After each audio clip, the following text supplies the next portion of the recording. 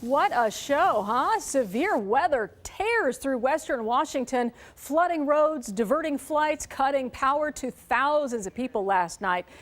Huge bolts of lightning lit up the sky, something we haven't seen, at least not like this, in a long time.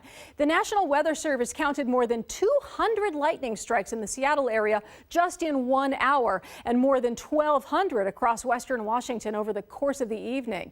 And we've been getting some great pictures and video from you. Here's a look at what happened around the Sound.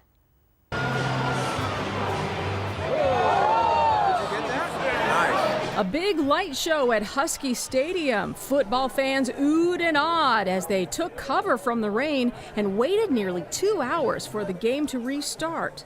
Some Husky fans decided to head home during the weather delay. Cindy Ort just happened to have her phone out as this bolt of lightning flashed over the Montlake Bridge.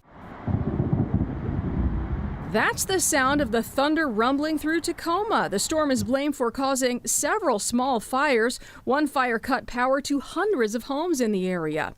The surprise storm also forced the Mukilteo Festival to close early. Courtney Fredrickson saw this as she took the Mukilteo to Clinton Ferry home. Justin Simmons sent us these pictures from First Avenue in downtown Kent and said the lightning there was actually terrifying.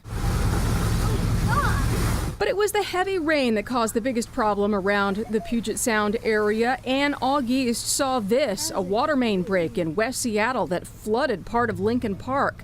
And in North Seattle, the rain washed out a big stretch of Northgate Way and knocked out power at several intersections.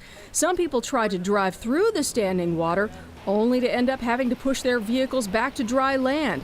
Kent police tweeted out this video with a warning to drivers to not drive through flooded roads. They said, when they block off a road, it's for your own good.